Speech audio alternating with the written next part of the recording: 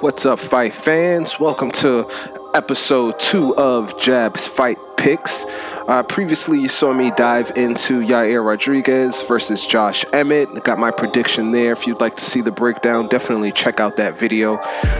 Delve into a lot of good techniques for both fighters to use for their path of victory. But now we're going to talk about our main event, Volkanovski stepping up to lightweight to challenge Islam Makhachev. I'm really excited about this one. So pull up a chair, pull up maybe a drink. I don't know if you smoke, I don't know what you're doing, but I definitely hope you're ready for some good technique, some breakdowns, and I certainly hope you're ready to win some money, because baby, it's the weekend and we trying to party, baby.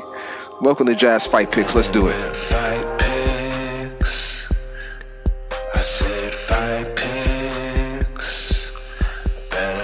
Sunglasses for all the sunny weather. We make it rain money. Better bring your umbrella for the fight picks. Just don't bet all your money though, you know.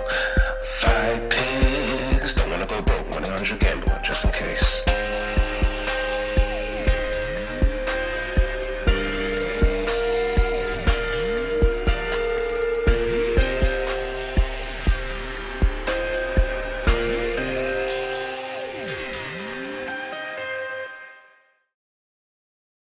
That's right, guys. Welcome back to episode 2 of Jabsfightpicks, and let's go ahead and get right into it. You see, let's have a look at the tail of the tape. You'll see Islam Makhachev defending his belt against the challenger Alexander Volkanovski, who is moving up in weight for this challenge. You'll see Makhachev has the height advantage of 5'10", and at 5'10", and Volkanovski standing at 5'6". And here's the funny thing. I mean, Volkanovski is the shorter guy, but he has the reach advantage. I mean, this guy is pretty much built different, you know, and that's why he's Volkanovski, and that's why he's on the verge of becoming a double champion. I think his performance is really going to shock a lot of people. He's a live underdog, and you know, I'm ready to start breaking this down, man. I think we're going to see a great fight, and I'm really excited for this. I hope you guys are too. Let's start breaking this down. So we already know what Makhachev is going to do. He's going to force his game plan, you know, control and ground and pound until possibly a submission opens up. You know, he's got to make sure he applies smart pressure, not just regular pressure, smart pressure, because Volkanovski is an excellent counter striker, and he's very fast, has a lot of speed on his side. Makhachev also has to make sure he doesn't get tired from the heavy grappling attack that will absolutely come early. You know, like I said, smart aggression, control on the ground as long as he can, watch his gas tank. I mean, honestly, he really just has to try and be himself, you know, and don't try to outstrike Volkanovski. Just be yourself, apply that smart pressure and game plan. I honestly don't think we have to spend a lot of time on Makhachev's game plan. We know what he likes to do. He loves the ground control. He loves the clinching. He loves the strikes to initiate the clinching and forcing his game plan and being all in your face. So that's what I think Makhachev has to do, and I think we can all agree that's what he has to do, and frankly, that's what he is going to do, because why not? He was probably wrestling with bears too, like Khabib did.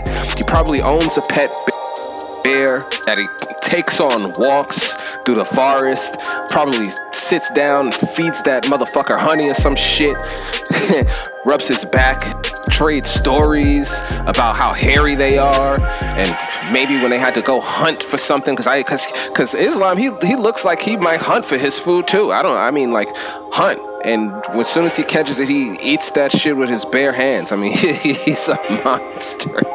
Even Tyson would be like, he's a monster, he's scary, he's the scariest man alive I've ever seen. He's scary, he's a monster. All right, and now the man from down under, Alexander the Great Volkanovski, the challenger, and what I think he needs to do in order to beat Makhachev. definitely use speed and counterpunching. I mean, he's one of the fastest guys in the featherweight division, now in the lightweight division, and he utilized that so well in his third fight with Max Holloway. I mean, Max couldn't get off after like 1 or 2 punches. Volkanovski was already counterpunching and getting out of the way. So definitely utilize his counterpunching and his speed. I think it'll take Volkanovski a long way this fight. I think Volkanovski should utilize those low calf kicks, similar to what Ben Henderson had to do in his second fight with Frankie Edgar. I mean, I know I'm taking it back there, but I mean, Frankie Edgar was so good at catching those leg kicks in their first fight they had between the two. So Ben Henderson had to switch up the game and just aim a little lower. And I really think Volkanovski should just try to sneak it in whenever he can. And you see it makes him stumble. Like, whoa, whoa, whoa, whoa. I think as the fight goes on, we'll start to see Volkanovski's takedown defense get better, because I believe Makhachev will slow down a bit. Volkanovski's been through these 5-round wars, and his gas tank is really, really good. And he's also a slippery guy. We've seen him get out of some really close submission attempts by the best submission artist, arguably in the UFC, Brian Ortega. So we'll see him get out of those slippery clinches and get up from the ground. And then we'll start to see him land those good body kicks and his combinations and use his great footwork and get out of the way of takedowns. And then it'll wear Makhachev down, and he's going to need some water. And once he starts needing his drinks of water and slowing down, Volkanovski's going to land those counter punches a lot easier. He's going to be moving a lot better. It's going to be much harder for Makhachev to keep him down or get his hands around him, because, I mean, Volkanovski's IQ is very high, and, you know, then he's going to be walking back to his corner like, what is going on there? I don't believe this guy. Who is this guy, little guy? He's going to be like, oh, yeah, you getting tired?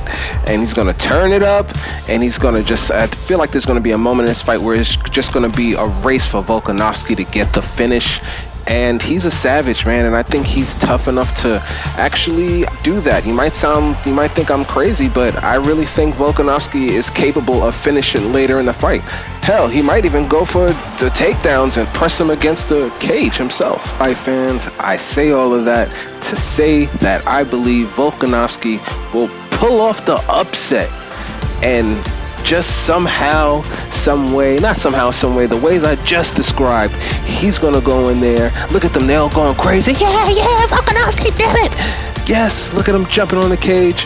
He's gonna be the double champion. I think he does it and shocks the world, man. You guys are gonna be so surprised, you know, and I think we're gonna witness another Volkanovski classic fight. Just look at him holding those belts. Remember this picture, guys. Remember this picture. So lock it in, guys. Lock it in. As always, guys, thank you so much for watching. I hope you enjoyed. Don't forget to like and subscribe. And don't forget to enjoy the fights. Later, guys.